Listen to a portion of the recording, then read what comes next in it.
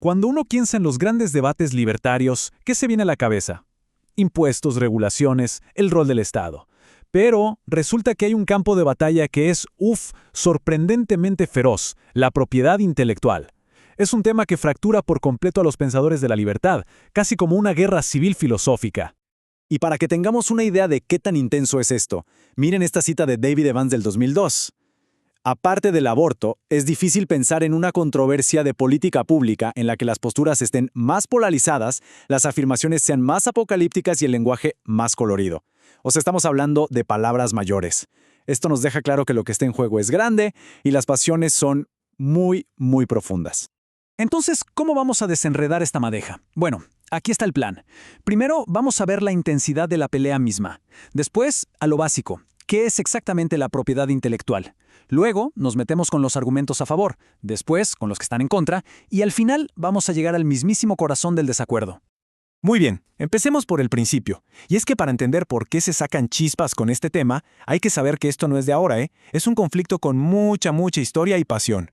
Y cuando digo con historia, lo digo en serio. Esto no es un debate de internet para nada. Imagínense, ya en el siglo XIX, un libertario llamado Benjamin Tucker llegó a decir que otro libertario que apoyaba el copyright era, y cito, uno de los hombres más peligrosos. Peligrosos, eso nos deja clarísimo que esta bronca viene de muy lejos. Ok, ahora, antes de saltar a las trincheras de un lado o del otro, tenemos que hacer algo clave: definir el campo de batalla. Es súper importante que estemos todos en la misma página sobre qué diablos es la propiedad intelectual. Generalmente se habla de 4 categorías principales. Tenemos las patentes, que son para proteger inventos y descubrimientos. Luego está el copyright o derechos de autor, para todo lo creativo: libros, música, hasta el software. Las marcas registradas, que cuidan los logos y símbolos de una marca. Y finalmente, los secretos comerciales, que, como su nombre lo indica, resguardan información súper confidencial. Piensen, por ejemplo, en la fórmula de la Coca-Cola. Ahora, aquí viene lo realmente interesante: la diferencia clave con la propiedad, digamos, normal, la de toda la vida.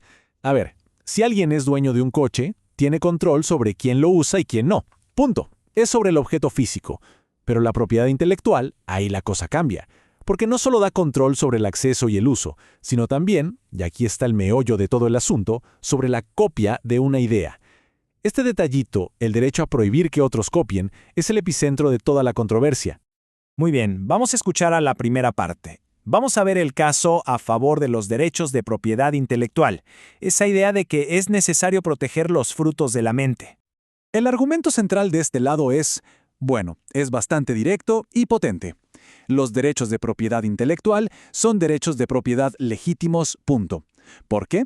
Porque nacen del trabajo y del valor que crea un individuo con su mente. O sea, si lo creaste, es tuyo. Y esta postura se sostiene sobre 3 grandes pilares filosóficos. Primero, los derechos naturales de John Locke, la famosa idea de que uno es dueño del fruto de su trabajo.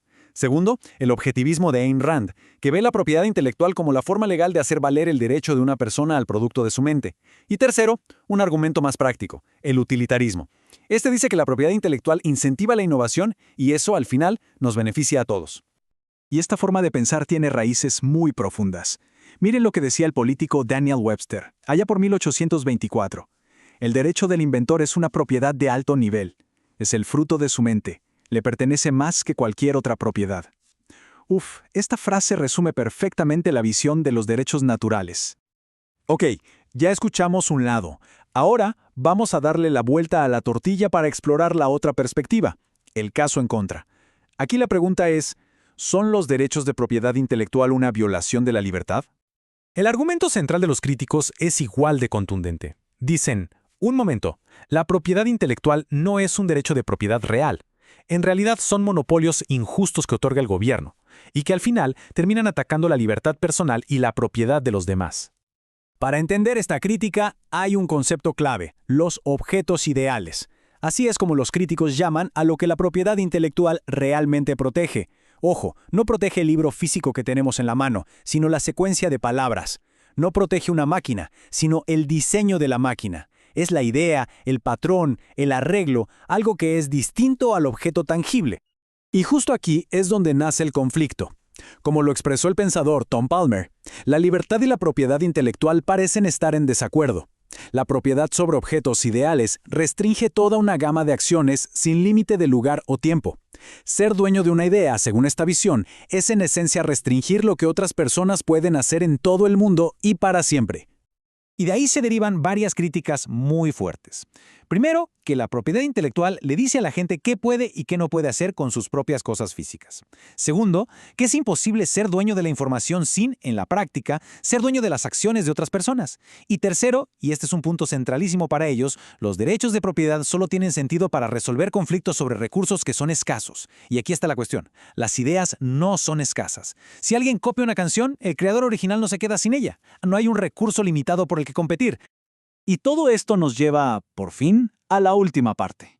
Aquí es donde se revela la fractura, la falla tectónica filosófica que está en el corazón de todo este debate. Al final del día, todo este debate, toda esta guerra civil, se puede reducir a una sola y profunda pregunta. ¿Cuál es el verdadero propósito de la propiedad? Porque la respuesta que se dé a esta pregunta es lo que determina en qué lado de la grieta se va a parar cada quien. Y esto nos muestra dos visiones del mundo totalmente opuestas. La visión antipropiedad intelectual sostiene que la propiedad existe para una cosa: resolver conflictos sobre recursos escasos. Y como las ideas no son escasas, pues no deberían ser propiedad. En contraste, la visión pro propiedad intelectual afirma que la propiedad existe para proteger el valor creado por una mente racional. Desde esta perspectiva, la creación mental es la forma más pura de propiedad que existe. Así que ahí lo tenemos. Todo el debate, con sus complejidades legales y filosóficas, gira en torno a esta simple pero profundísima pregunta. ¿La propiedad se trata de gestionar la escasez o se trata de recompensar la creación? Y esto nos deja con una pregunta final para reflexionar, una que es más relevante que nunca. A medida que la innovación se acelera y las ideas digitales se pueden copiar con un solo clic, ¿cómo debería una sociedad proteger y recompensar los productos de la mente humana? La respuesta, como hemos visto, no es nada sencilla, y lo más fascinante es que ni siquiera aquellos que comparten una filosofía de libertad logran ponerse de acuerdo.